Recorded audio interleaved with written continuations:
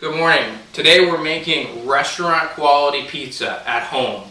After high school, I spent several years in the restaurant business managing Italian restaurants, and I've literally made thousands of pizzas. So I want to show you some of the techniques that you can use at home to make that great restaurant quality pizza any night of the week. So to make your restaurant quality pizza, you're going to need a few tools. One, you're going to need a pizza stone.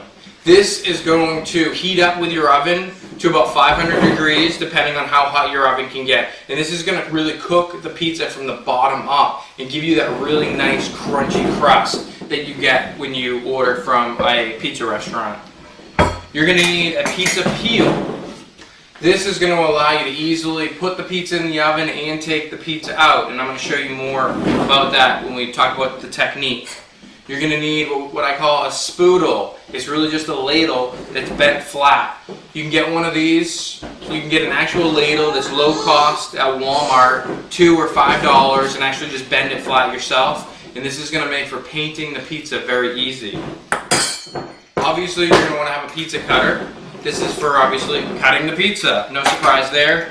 And if you have a good set of oven mitts, you're going to want these so that you don't burn yourself. So let's talk about the pizza dough. This here is actually dough that I bought from a local pizza restaurant. There's nothing wrong with going in and buying, some of your ingredients. Here in Houston, at sometimes during the year, it's very difficult to make pizza dough because with the humidity, it doesn't rise well. It's also hard on occasion to get the gluten content in dough right, which allows you to really stretch the dough out so that it's not tearing easily.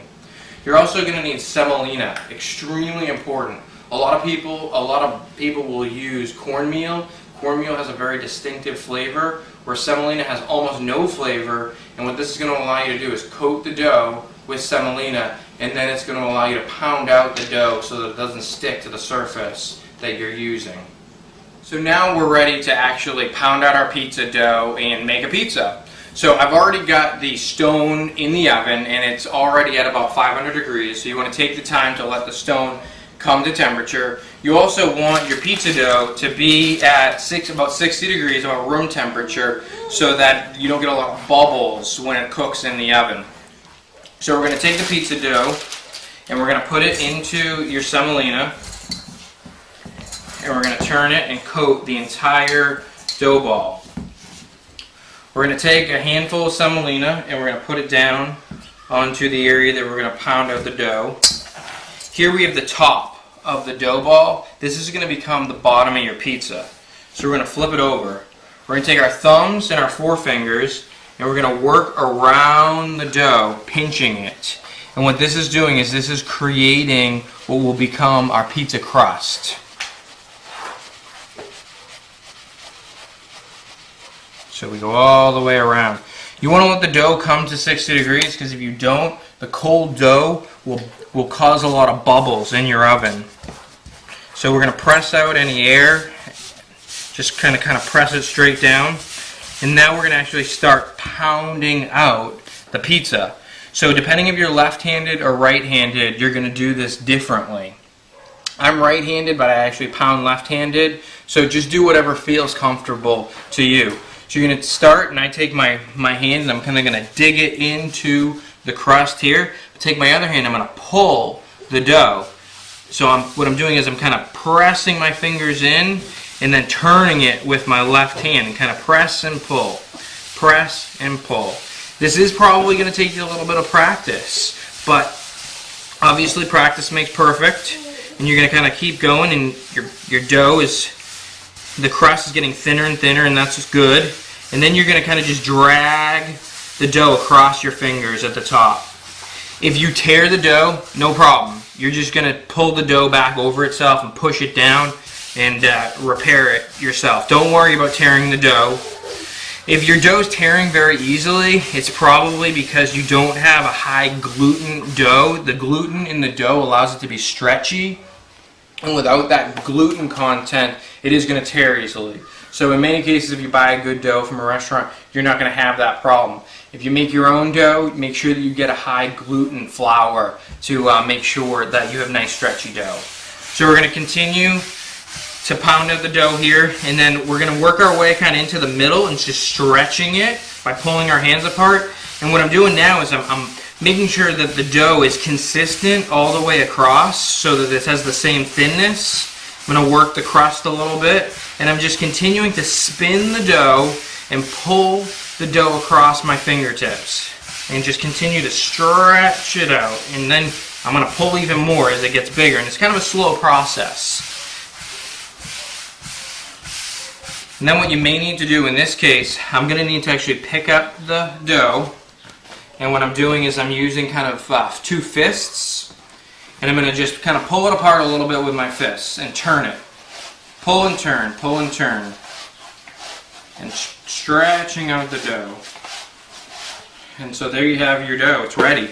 It's ready to be made into a perfect pizza. I'm just going to get it a little thinner. So I've got my pizza stone in the oven.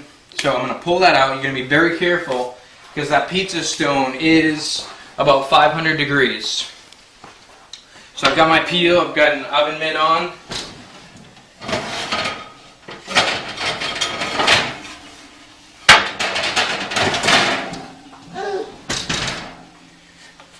So we take our pizza stone, we put it on top of our peel, and here is where we take our dough and we put it right on top. So what's going to happen is your dough is going to actually start cooking as soon as you place it on here. You're going to kind of stretch it out, being careful not to burn yourself, so that it's the same shape as the stone, a nice circle. And now the dough's already cooking. If you don't use a pizza stone, you'll never get the bottom to be nice and crispy, because what will happen is you'll put the stone inside your oven and the pizza stone will heat up with the pizza. The top will end up being cooked, but the bottom will not be. I'm going to take my sauce and I'm going to pour it right in the middle with my spoodle, and you can see some steam because it's already starting to cook. And I'm going to, in a clockward motion, a circular motion, bring my sauce out to the edges. If you need a little bit of more sauce, that's fine. And you don't need to go all the way to the edge. You actually don't want to go all the way to the edge. As things heat up in the oven, your sauce is going to get a little looser and everything's going to go outward. Next, I've got my cheeses. I'm using a provolone cheese. Actually, this is a mozzarella that I'm starting off with. And I get slices because the slices, I think, have the best flavor. A lot of times when you buy shredded mozzarella, there's almost no flavor to it. So I'm using a boar's head sliced mozzarella that I'm starting in the middle again, and I'm working my way out to the outside. This is going to allow, as the pizza cooks, everything to move outward. And if you look, you can see that the cheese is already even melting because it's on the hot pizza stone. Next, I've got a boar's head provolone that I'm working with, that I'm placing on. I'm actually going to end up using 4 different cheeses. And then I've got just a Kraft sharp cheddar. And we're going to take this and we're going to make sure we get all the way to the edge. And then in the middle. Going to kind of clean it up a little bit around the outside. I'm going to take a little bit of Pecorino Romano, just sprinkle over the top. And then we're going to sprinkle with a little bit of oregano. So we're going to take this, we're going to put it back in the oven. We're going to slide it off the pizza peel. We're going to kind of just let it slide off right into our 500 degree oven. We're going to close it and we're going to put on a timer for 8 minutes. In about 8 minutes, we're going to be enjoying restaurant quality pizza at home.